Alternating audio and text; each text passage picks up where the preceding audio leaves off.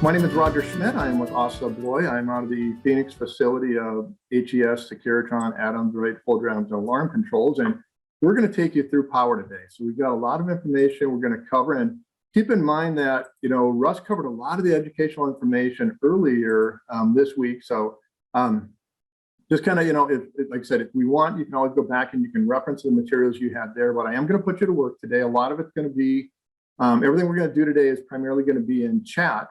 So I'm going to ask some questions, but we're going to provide you information that will help you out and assist you as we work our way through some of the questions. So let's go ahead and get started here. And I'm going to start popping up some different information for you to kind of look at. And we think about access control and how important it is and all the parts and the components that we have, the pieces that we use to complete a circuit, complete a complete system as we work through multiple doors and systems. And we think about locking hardware, we think about controllers, we think about card readers, and all the electricity that they use. And this is sometimes where it's a learning and a growing process and experiences that we have as we work our way from where we begin in the industry to where we are, where we end up at somewhere in the future. And my background comes from 23 years of fire security and access control in the industry side of it. So I started at the very bottom, working my way up in 1991.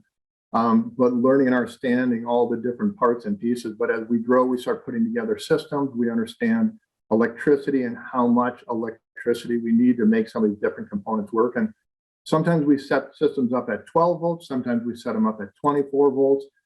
How much power does each one need to work is important.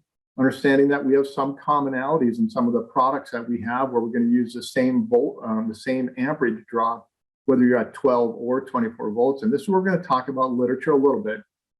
I do have 3 scenarios we are going to work our way through later on, but we have a lot of questions as we get our way into there. But there are also some things that we want to think of that we standardly do not play a part in working with, and that's oftentimes going to be the door controller or that door operator that's functioning the door. And a lot of that will depend on how your organization is set up. I've seen and worked with several integrators in the last couple of years where the integrator has now actually purchased a company that does locksmithing, that can do the door operators. So they're taking some of those people who maybe were partners in the past, and they're bringing them on board as full-time personnel. So they kind of keep the money in-house a little bit more. So whether you do some of the skill sets we're going to talk about, maybe you do, maybe you don't, all depends on how your organization is established. I know that when I was growing up and getting into the first few years of access control, we had partners that did a lot of the hardware for us. We did everything else in the circuit. They did the hardware for us, especially when it came to storefront aluminum doors. And when I look at all these parts and pieces, we think about they need electricity, but they also need these 2 things that are important to us too. They need wire to us. And we're going to talk about wire playing a role in this as well. We think about, the black is negative, red is positive, but that's important because when we think about, powering equipment, we think about how do I get power to it? How do I distribute power? Distribution boards, getting it from, that control panel, sending out signals through these distribution boards, sending out power through the boards, and obviously the power supply, which we're going to talk about today as well. And the fun part that we get here in Phoenix is we get to take something a mechanical format into an electrified format. To me, that's fun to me. It's something I enjoy the most of. But we're all a part of Aql Series, of course, but we come out of the Phoenix facility of HES, Securitron, strikes, mag locks, power supplies, alarm controls. You imagine a switch or think of a switch you've never seen before that doesn't exist. Can we create a switch? Alarm control specializes in that capability. Adams, right, storefront aluminum, mechanical and electrical, and of course life safety power, which is now part of the Securitron life safety power. Is now a part of us here in Phoenix as well. And we're going to talk about the Securitron version of life safety power as we continue on towards the end of the program as well. But we get to work with all these parts and pieces, taking it from, like I said, the mechanical into the electrified with all the different offerings that we have up here at the top. So let's go ahead and continue on. We've got a lot of other stuff to get through. Safety is one of the critical things we're required to talk about every single time. Knowing that safety is changing and evolving is very important to us. I can remember, I did training. I was responsible for setting up and establishing a training program for toolbox talks that happen every single Friday, that happen with the documentation, everything went. And we're changing and evolving safety right now. So Biggest thing to me, I want everybody to go home healthy and safe at the end of every day. Okay. Warranty, one of the things that we've been very proud of. I've been a big fan of the Securitron and the HES products for many years. And a lot of that goes back to the warranty that's been offered with the products over time. Because, you know, I've blown up power supplies. I've had technicians who have blown up power supplies. And oftentimes I'd rather have a technician blow up a power supply than a main control panel board because of the difference in costs. And obviously the warranty, the replacement of it is very key as well. But the nice part about it is the power supplies we're going to talk about today, they carry the lifetime warranty on them. And that's important to remember, especially if you accidentally have blown something up. So, okay, let's go ahead. We're going to continue on. We got a lot of stuff to get through. Okay. We're going to talk about, we're going to talk about the path of power, and I'm going to do a small portion of this. Russ did a lot of the educational side of it on Tuesday, circuit development, scenarios, and the Aql series. So we're going to have a little bit of fun here. I'm going to put you to work. So like I said, I come from 23 years fire security and access control, and we think about developing systems and the doors and the buildings and facilities we walk into. And sometimes we do a 1-door system, sometimes we do a 5-door system, 10-door systems, 50, 100-door systems. But when we think about creating these different systems, what we've seen change, in the last 20 years of access control has been phenomenal. Access control has really been one of the things that took, started in the 60s, grew in the 70s, grew in the 80s, took off in the 90s. Not only security blew up in the 90s, but access control was right there with it. And then as we started looking at some of the different threats that we deal with in the 90s and the 2000s, that access control and security has, literally for the last 25 years, doubled in size every year. I mean, the growth has been significant, and we're learning to change and evolve with access control over time. But when we come down to it, the basics of developing circuits has not changed a lot. How we're getting power, how we're getting wire communications and data has changed over time a little bit, but not a lot. So when we think about systems, we think about, getting wires out there to doors. We're talking about what type of wire we use. I went through the time frame when banana cable came out, and we were able to customize the wires we have inside the banana cable in the 90s when that first started. We're getting wires to different types of doors, fire-rated assemblies, standard retail, warehouse environments, and even outdoor environments if we get it out there. But oftentimes it comes back to wherever our controller's at, and then we start looking at power supplies and distribution. How do I get power out there? How am I turning my switches? And we're not going to spend a lot of time on switches today because we know they're a part of it, but we're primarily focusing on getting power out there. We know that we have switches along our wires, down to readers and stuff like that, but distribution is where we're going to start at. Distribution boards, power supplies, connectivity into controllers that we have. And we're also going to focus on what happens over here, because here's my controller right here. And my controller, on a standard the practice that I grew up learning, is that it has a dedicated power supply for it as well. So when we think about controllers, we think a little bit different, and we're going to talk about that here as we continue on here. But controllers are different oftentimes because of the expense that we're going to look at. And we start developing bigger systems, we get into more expensive equipment, we get into higher end card readers, the technology increases. We also want to learn to protect those things over time. We protect them with dedicated power supplies that are a part of it. We protect it by using a surge suppression within the circuit of it. Keep in mind that a lot of development of circuits are done by the manufacturer. How is that circuit at the control set up and established? It's usually done with specifications and information that comes from the manufacturer.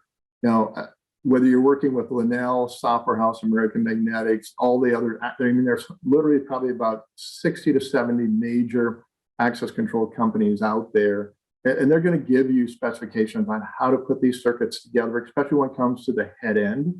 The head end, they want particular wire, they want particular power, they want particular power supplies that go with it. So understanding how we're going to put this together, oftentimes it's driven by the manufacturer, and you have to go to certification to get these programs. And when I look at this panel right here, I've got a control panel right here for a door reader, but over here, I've got a dedicated power supply for this. I got my power supply, I've got my B8, and then the NT, my NetLinks unit right here, which allows for communications through a network system. So oftentimes these are going to be, designed, somewhat designed by the manufacturer specification, how they want to put together. You're going to pick out your own power supply and your own distribution boards over time. So let's dive into it a little bit more. And we talked about on Tuesday how important the power supply is to us. The power supply is the heart of our system, that what makes it work. You start taking away power from our systems, and that's when we start running into problems. On Tuesday, Russ talked about the two different types of power supplies we have: linear power, switching power. Well, for the most part, linear power today is really been relegated itself to dealing with electrified latch retraction. Whether you're dealing with a motorized latch retraction or a solenoid-driven latch retraction, we're looking at the linear power supply to be able to pull it. It's got that oomph to it to be able to pull it. And when you're looking at a latch retraction, it's going to pull 16 amps of power. How big of a power supply do I need to be able to have with it? Maybe I have a power supply for every bar or every 2 bars, depending on how that power supply is provided or is what it's capable of giving you out. But for the most part today, we're using switching power supplies, and switching power supplies are different because if you look in here, I've got a linear power supply and it's got the big old, that metal or steel transformer inside of it. Whereas switching power supplies is converting AC to DC through all the electronic components, capacitors, diodes, resistors. It's converting the AC to the DC, much more efficient when we're looking at the use of a power supply and how it's going to work and how it's going to function.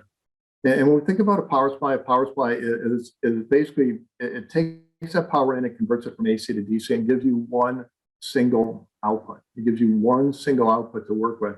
And that oftentimes is not, sometimes it's enough and sometimes it's not. It really kind of depends on if I'm doing one door, do I need a distribution board? Maybe not. But we'll kind of talk about that as we go through, as we continue to develop. So oftentimes you look at adding a distribution board that can take that power. If I give you a 6 amps of power, how can I spread it out and put it out over multiple outputs? What is some of the different functionality I can give you with the board that will help me define whether a circuit is defined as fail safe or fail secure. So we look at the different parts and the components here. When I look at this power supply here, I start looking at the part numbers. The 8 here, the 8 represents 8 outputs. It gives me that information. How many outputs do I have? The C tells me, do I have a fuse or do I have a PTC?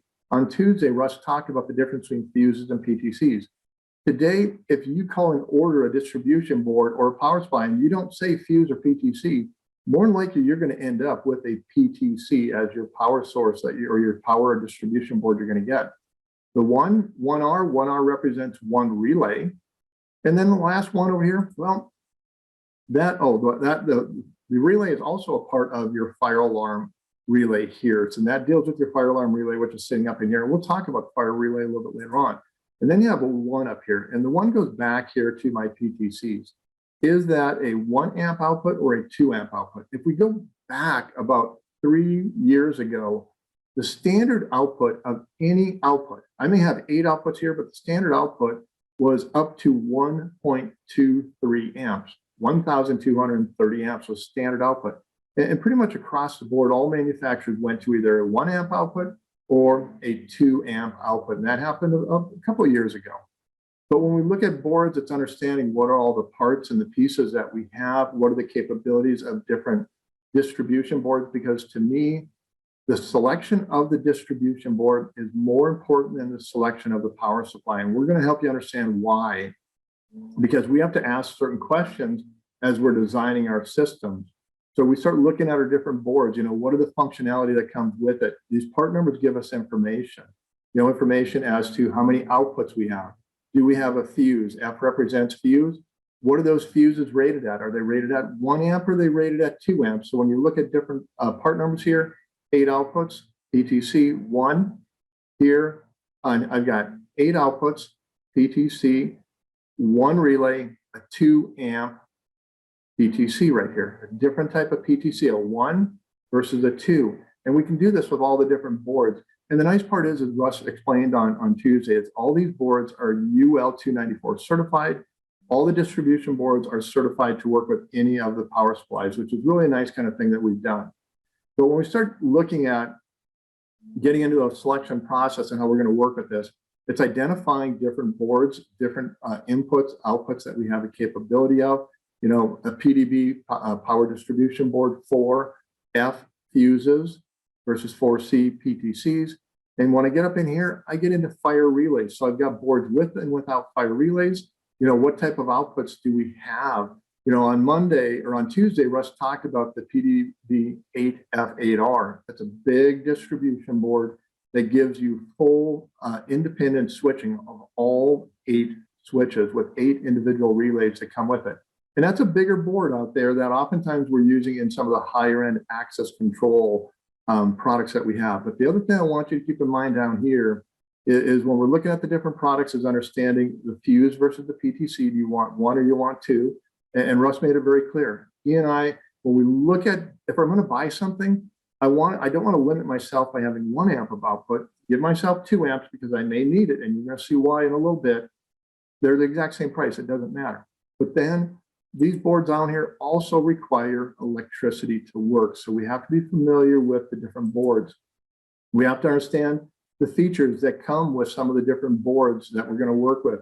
Fire relays are critical. And I'm going to explain, we're going to talk about fire relays more. So don't go away from that. But understanding features that come with our individual products, and to know and understand the features, well, you need to get into and read the literature. The literature is important. What's my input? You know, what can I take as my input? 12 to 28 volts. I got a big range to work with right there. Okay. From there, you know, what is my, what type of fuse or PTZs do I have? What is the rating of that PTC? What is the rating of the fuse? A fuse at 1 or 2, you got to read that little scribe on it, and hopefully it comes in a box so you can see what it tells you. Is it rated for 1 amp or is it rated for 2 amp? But the other part that's really important is this part right down here at the end. I can give you 8 outputs. I can give you 2 amps of output, which would give you up to 16 amps of output. But you need to pay attention right here. My board, the board itself is only capable of giving you 10 amps of output. It doesn't matter how you spread it out over the 8. You still have limitations. So here again, our literature is critical to us. We want to pay attention to the literature and pay attention. What type of fuses do you have? Like I said, I'm always going to go for the 2 amp PTZ, 2000 milliamps to work with. And you're going to see, we're going to work with milliamps more than we're going to work with amps as we continue on through here. Basic circuit development. This is key. We talk about basic circuit development in our other training classes where we talk about site survey. It's about gathering information, the site survey and how critical it is to it. I probably was, you know, when I went from, I went in from in tech, customer service. At customer service, I started learning more and more about this stuff. By the time I started going into the sales side of it, then I started getting more in depth into a lot of the other information that goes into it and understanding how important the site survey is to it, understanding functionality, understanding codes and surroundings. When I was in customer service and helping customers and going out in the field, I took a ton of pictures and I would bring them back and I would sit down with the guy who was eventually my mentor for 21 years to guide me through and help me understand what was I looking at. Because when we get into the development of a circuit, you've got to do a good, solid site survey because there's a lot of information that we gather and we talk about those things in our site survey class. But I created this years ago when I first started here. And, you know, what are the basics of, I look at simple circuit development, you know, hardware and switches. We started understanding what hardware and switches we're going to work with. But load right there, we need to understand the load as well. And as I started developing and learning, you know, how to do this stuff, I started doing my own spreadsheets over time. And that load is critical. It gives us information that goes to selecting everything that's coming down below here. You know, distance, how far we're going to run, how do I gauge my wire runs, up, down, in and around in a 15-foot drop. So I've got a service loop up above the door because I need to ultimately get down to here, distribution boards and power supplies. Understanding my need for spare power is critical. You know, average, most people are probably running 20%, and that's a minimum. 20% is a minimum spare power on every circuit. Our standard was 50% spare power on every circuit, especially when we knew the customer was going to grow. So if I had a circuit that was developed and I had 50% spare power sitting out there, if the customer came in and said, hey, I need to add another door and it's 10, 15 feet away from the existing circuit, if I know that and we have drawings that show my wiring and everything is set up, can I use that spare power? Of course I can. it gave me a sales advantage because I knew that I could go in at a price that would get the customer to bite. If that price is $5,000, he may not bite. If it's $3,500, he may bite. But I did that because we knew we had spare power that was sitting out there when we designed things. It's also critical as we start looking at the gauge of wire. Some of these products require a certain gauge of wire, and that's important. So we're paying attention and we're understanding it because there are guidelines we follow when we're designing systems, guidelines for how much power we're going to run down a circuit. What is our distance that we're working with? Because if we do not use the proper size of wire, we're going to have problems with our circuit. That wire we're putting out there, it's critical to us that we have the proper gauge of wire out there. Sometimes, especially when you're looking at bars, electrified bars, they're going to pull more power than average. They may need 16 amps of power.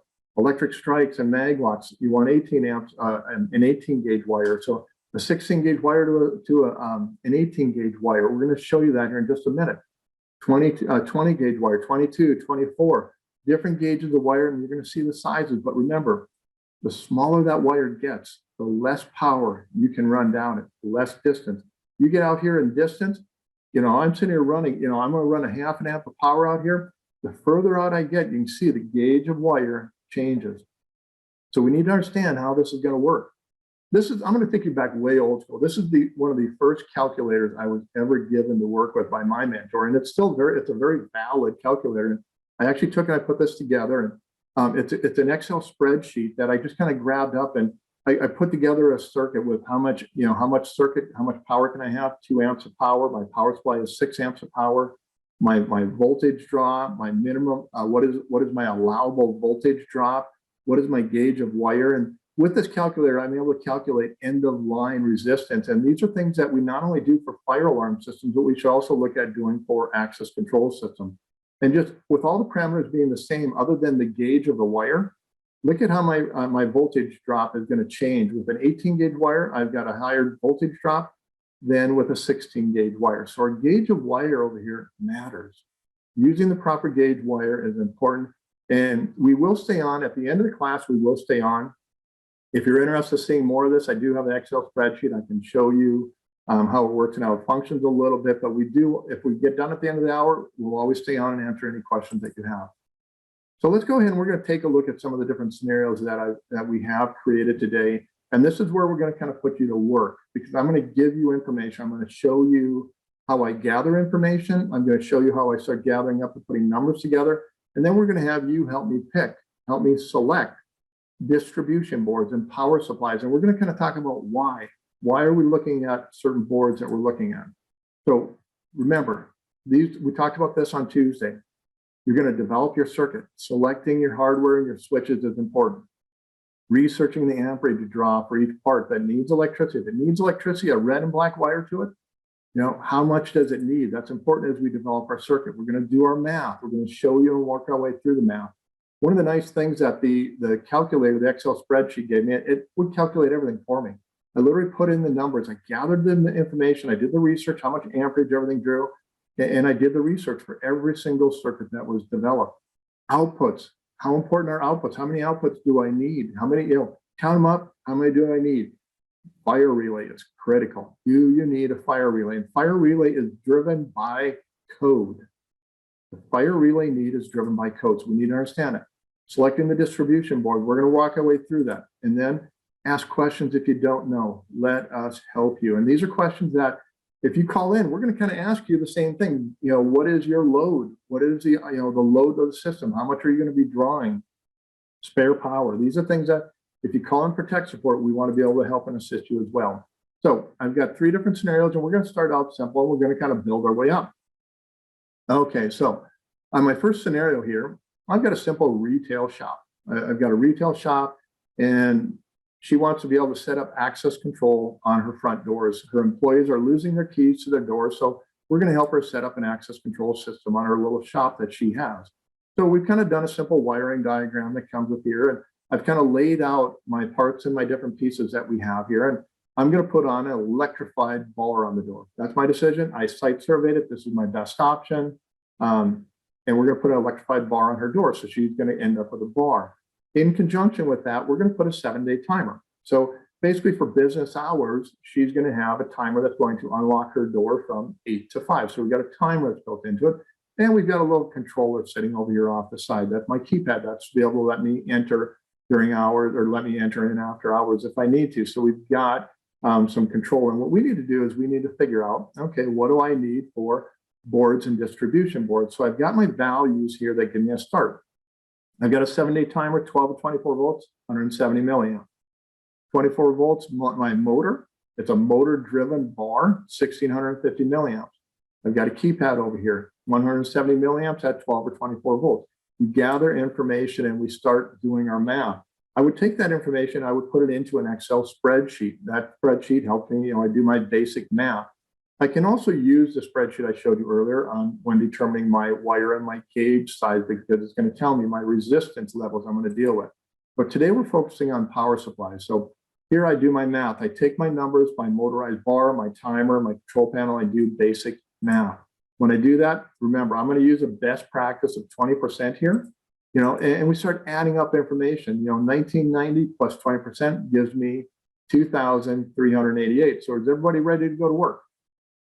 In chat right now, what I want you to do is, do we need a fire relay for this configuration? So in chat, if you will, will you tell me, per code, do I need a fire relay in this configuration of this door for access control?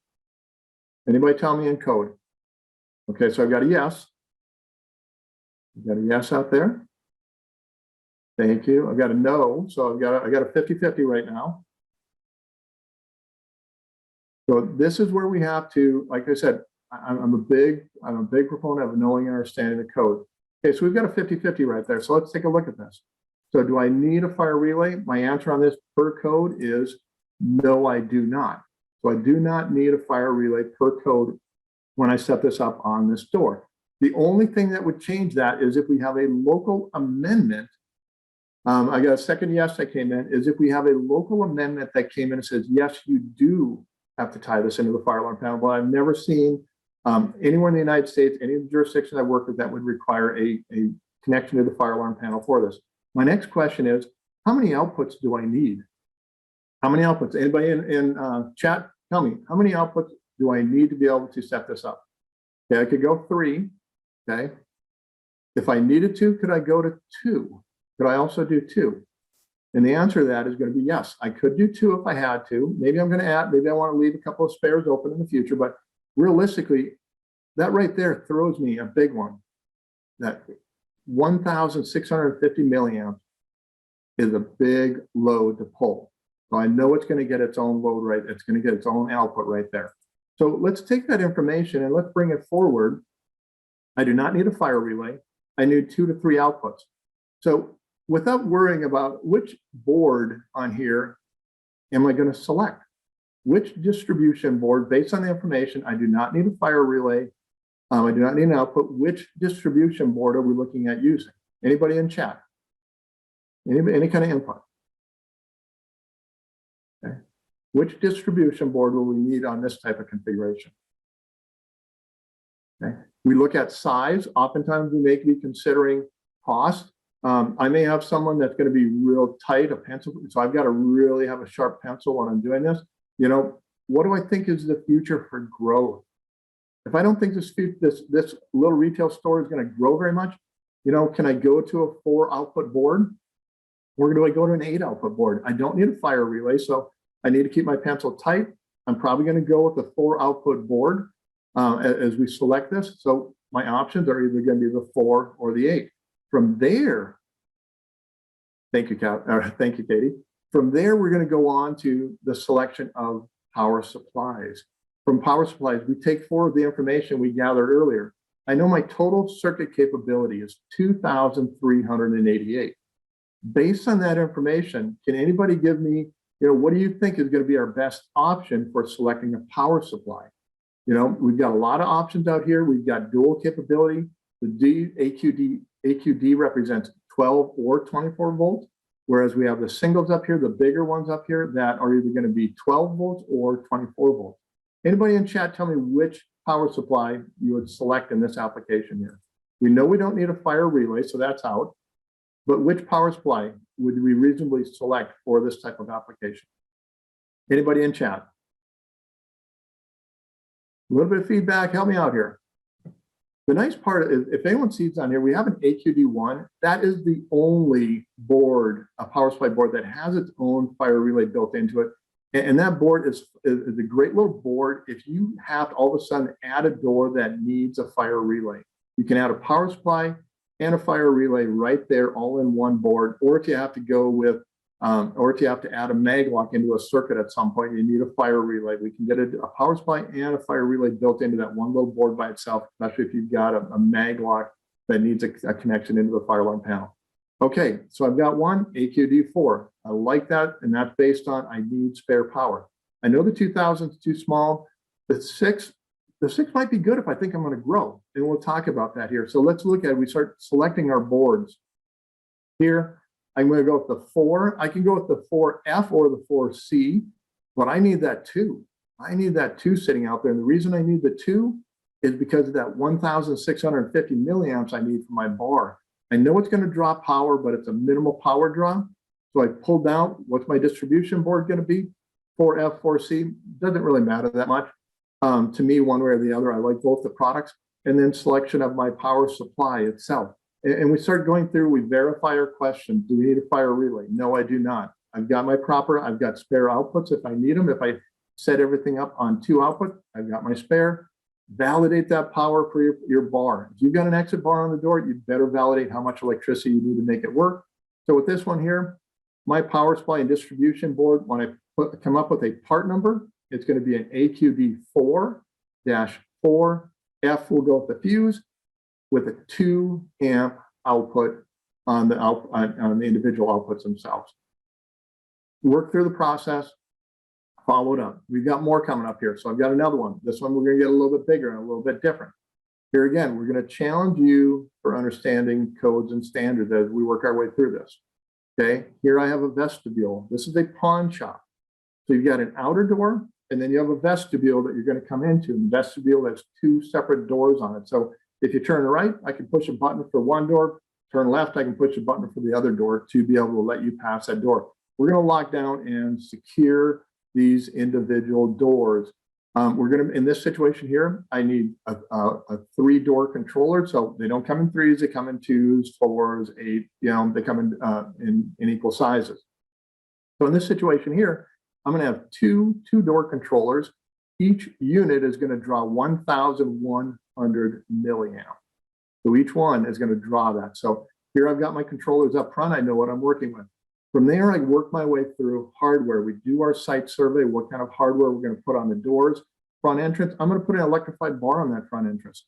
I've got a storefront aluminum door sitting up there. So I'm going to go backwards. If you look, I've got a storefront aluminum door. What type of exit bar or electrified bar I'm going to put on the door? How much power is it going to draw? Okay. Here, a keypad on the outside. How much power is it going to draw? A motion sensor on the inside. The motion sensor is to bypass the door contact. So I've got a bypass for my door contact. It's not necessarily part of the access control system, but it's to bypass a door contact. And I go into door number 2. Door number 2 is a different type of door. It's a wood style door. I'm going to use a different electrified bar on it, 1,100 milliamps. I'm going to put a keypad on one of the doors. I'm going to have a motion to bypass it for someone exiting. Door number 3. Here I've got a different type of bar on it.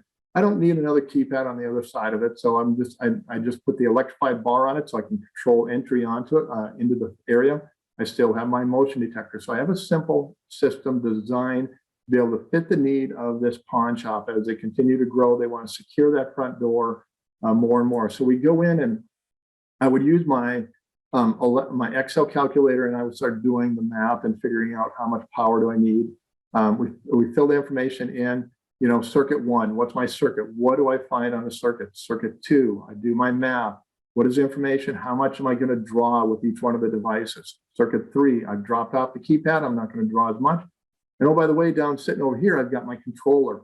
How much am I going to draw with my controller?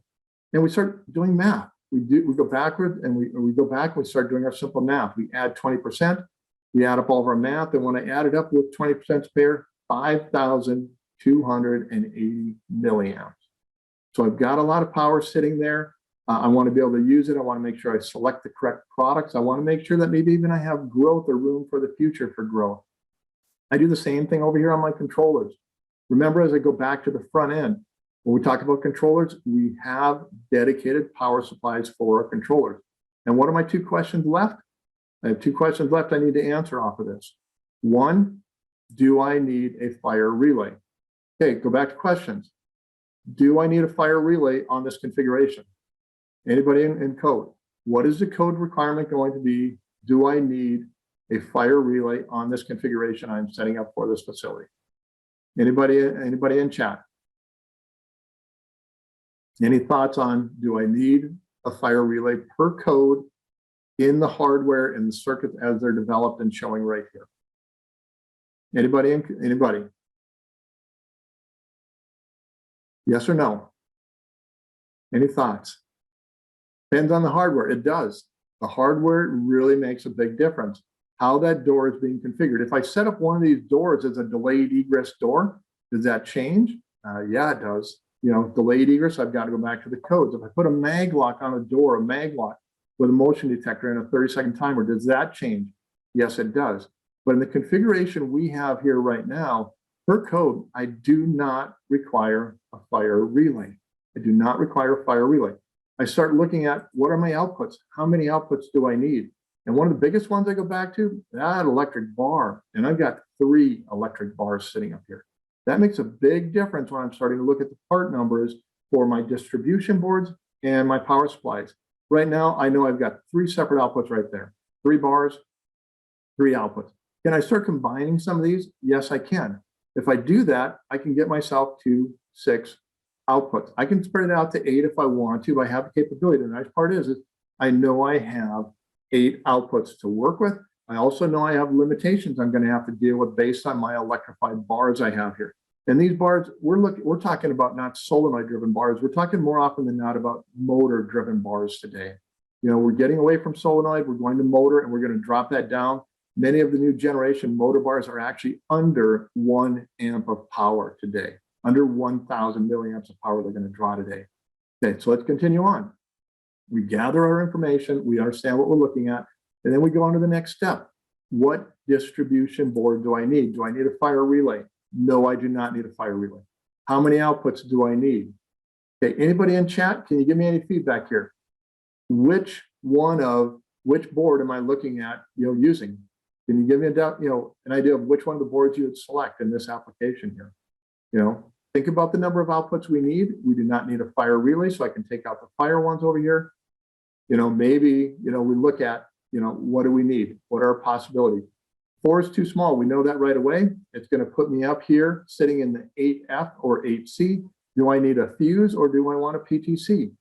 The next part is, do I want 1 or 2 amps of output capability on each one? We know right now, I've got exit bars that are going to pull 1,400 milliamps and 1,100 milliamps, which means I need a 2. If I don't get a 2, I'm going to have a real problem on my hands later on. Selection of parts is important. I know how much power I'm going to be drawing down here. We work our way through the steps. The next step I'm going to go to is my power supplies. Look at my scenario here. If I can get some help here, how many power supplies do I want here? I definitely want 2 separate power supplies. So with here, it's understanding how much am I going to draw? What is my draw for my panel? I've already got spare power built into my numbers sitting up here. So I've got basically 2,600, and I've got 5,280. So I'm looking at 2 separate power supplies I'm going to be drawing here. Anybody want to give a guess as to which 2 power supplies I would select? What about inrush? In most of these boards, the inrush is usually the top number we're already looking at. So if I'm giving you a 1,400 number, that's my maximum inrush most of the time. Sometimes you get in some of the electric strikes, you'll get a much higher number on the inrush, but usually that's a number we're going to identify in the literature itself. So you see that what's my initial inrush? Maybe my initial poll says it's going to be at 300 milliamps, but my inrush is 450 milliamps. I need to take everything at the 450 milliamps. I need to deal with that initial inrush. So the literature should give you the information right up front. Okay, so we've got an AQD4 and an AQD6. Thank you, Kathy.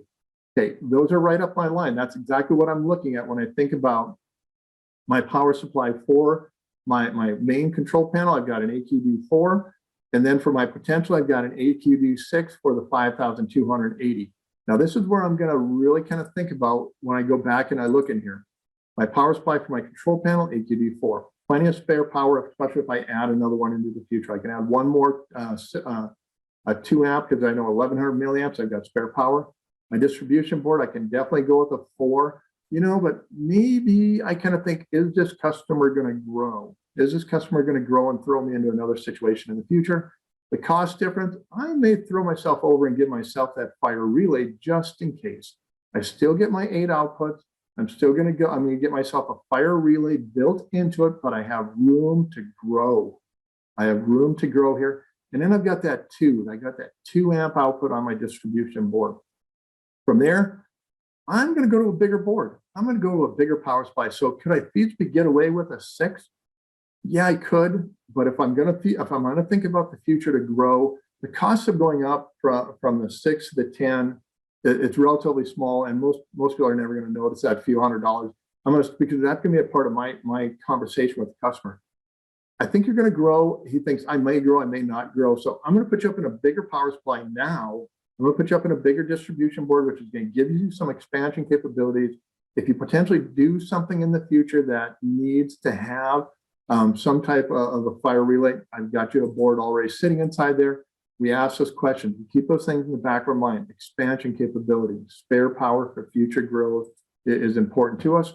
When we design our system here and we start pulling down our part numbers, I can go with an AQD4 or a 6 if I think I'm going to grow. Okay, I can add more power. If I go with a 6, I can add 2 more distribution boards onto that power supply. If I go with a 4, I can only add 1 more distribution board on it, and it's going to get really tight very quickly. So I'd probably go with the 6. On my circuit outputs, I'm going to go with the larger power supply because I'm also going to go with the larger distribution board as well for future growth. Maybe I end up with a situation where I have a fire relay in need. I've already got a board there.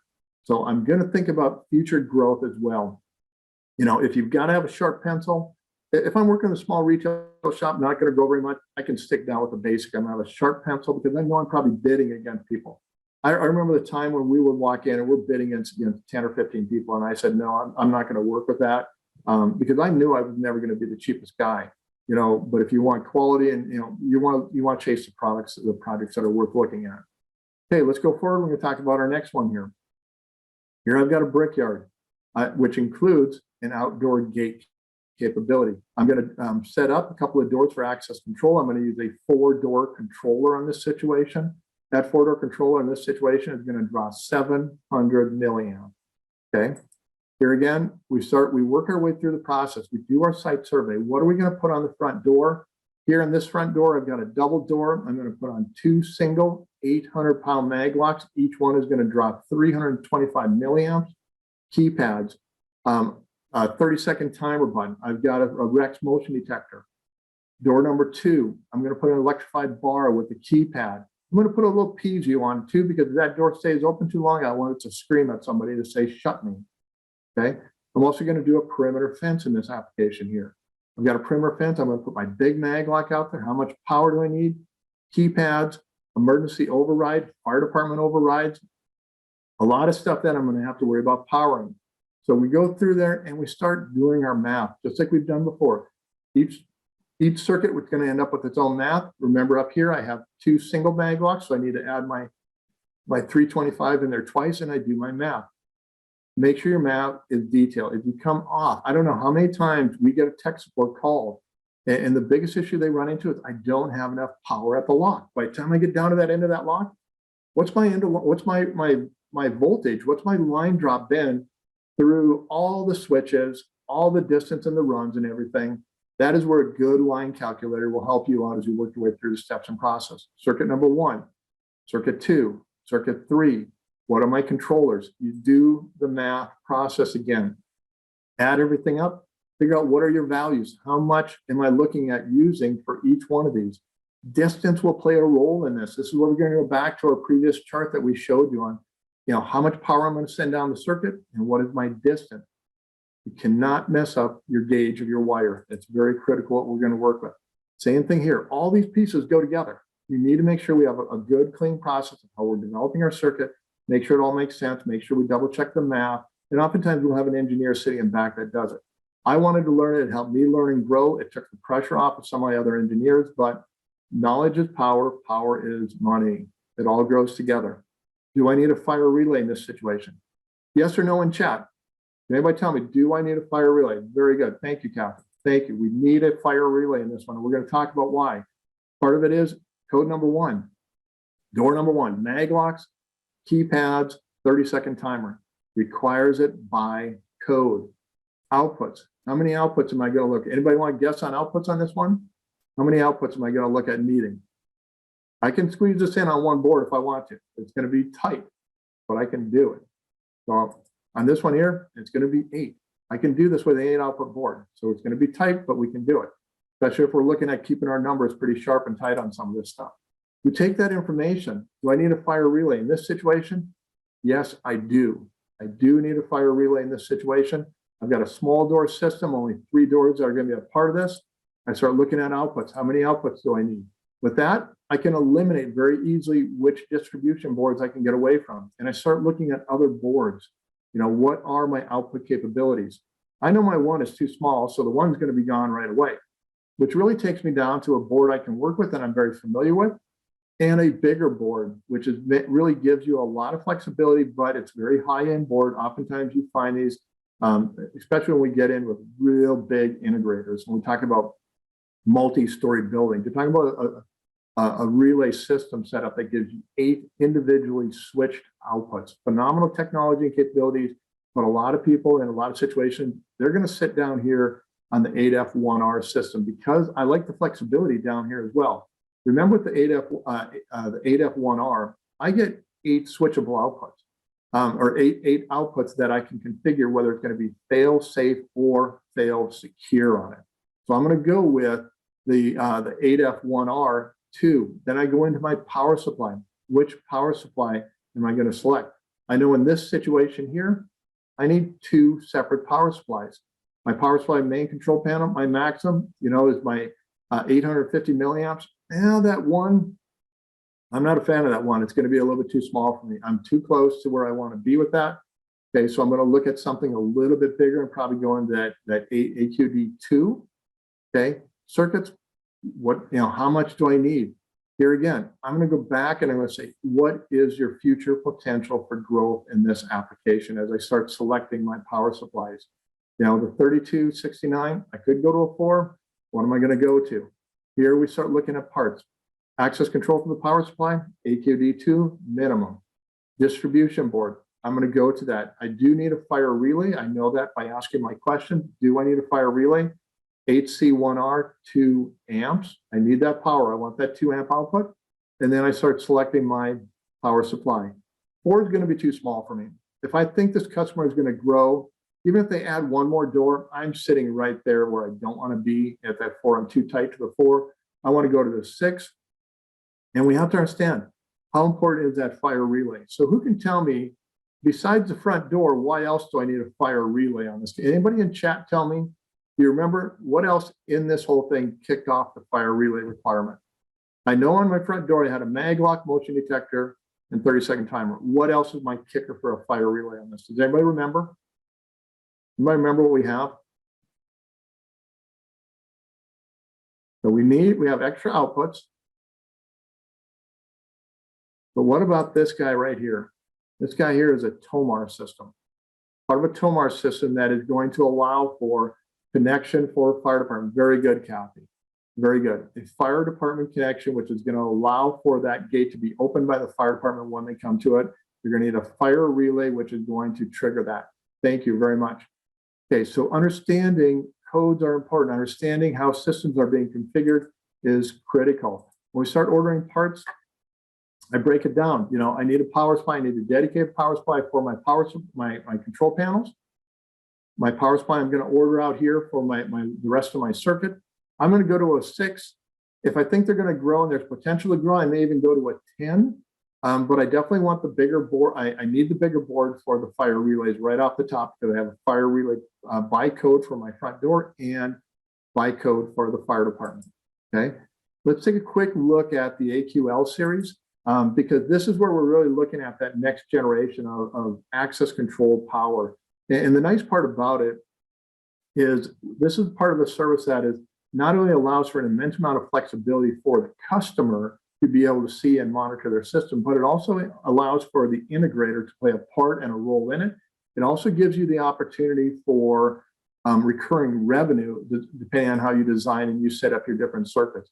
With the life safety, the Securitron life safety power supply configuration, you're going to get power supplies that will give you, or that where you have the option of getting an integrated format in which you can actually monitor your system, monitor your power supplies, monitor your outputs very quickly, very easily at a control center. We've got capabilities of having a non-network capable system where we're not connected to the network, or I can go as far as adding a simple NetLink board over here on the far right, up top right here, that will allow me full network connectivity. It can be monitored. We can monitor the boards, we can monitor the outputs, we can monitor the batteries off this system. This also can become recurring revenue for integrators as well. And we can see these have many different configurations out in the field. You know, here I've got power supplies and distribution boards, power supplies and distribution boards working in my way into the second panels.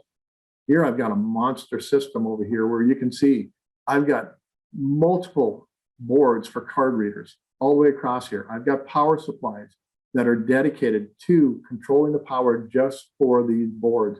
And I can guarantee you somewhere back here, there's a surge suppressor sitting back in here as well to protect everything from surges which may happen within our buildings. And we're going to see these in many different configurations out in the field. Probably one of the newest generational ones that we're seeing right now is where we can actually put them in the slide rack, put them inside that existing networking rack in a drawer. So we're seeing expansion change, we're seeing technology change and how we're going to lay it out. I don't have a lot of wall space anymore. I may have a big wall system where I've got troughs and everything, bringing wires in and around. Great if I have the space, but oftentimes we don't have the space anymore, and we're putting it inside of our IT racks more and more. An immense amount of flexibility that comes with the Securitron life safety product. Look at it. If you're working with those big systems in there, we can actually configure all this wiring and everything into this, and you just bring in your additional wire after the fact. Support, an immense amount of support right here. Reach out to us, let us help you, let us support you. One of the best parts about this app, and Ruben is sitting on the backside right now, and Ruben can probably tell you how long does it take someone to call in and get picked up and talk to somebody? What is your dwell time on hold? And Ruben, if you will, if you're sitting back there, Ruben, what's your average dwell time right now on hold? So if you call into our tech support line here, if you're on the job site, you can talk to us, and imagine someone saying, hey, will you push your video streaming button on the app right there, and you can video stream, live stream to me what you're looking at. And imagine the support I can give you while you're there. You can also chat with us. You can also access our resource center, which is going to show you all that literature. If you get a part or piece and you don't know information about it, you can actually access the resource center for our parts and pieces out of Phoenix here. If you need it for Sargent, you can go to the Sargent website. If you're going to Norton or Corbin Russwin, a lot of resources that are there to help you out. One of the best part is if you're sitting out there on the East Coast right now, we open up at 8 a.m. So we're out here, our support out of Phoenix here, we open up at 5 a.m. Phoenix time, 8 a.m. East Coast time, that 3-hour time zone change right now. If we've got someone joining us from Hawaii today, we're out there till 5 p.m. Hawaii time. So we've got a good bandwidth of hours, which we're here to help and support you from the East Coast time to the far West Coast time. Let us help you and support you. And my 10-minute rule is you cannot reach us if you cannot, never mind. My 10-minute rule is if you can't figure out what is happening with one of our products, reach out to us in 10 minutes. Don't wait. I remember the days of being stubborn and you're trying to figure something out for 2-3 hours. It's very difficult. But with our support, the way it's set up right now, very small dwell times, you can reach and talk to someone very quickly. So let us help and support. And if you need us, here's my information. Here's Russ's information, customer support, tech support. Let us help you out. That's my cell phone number, my email. Feel free to reach out to us if you need it. And with that, I'm going to say thank you.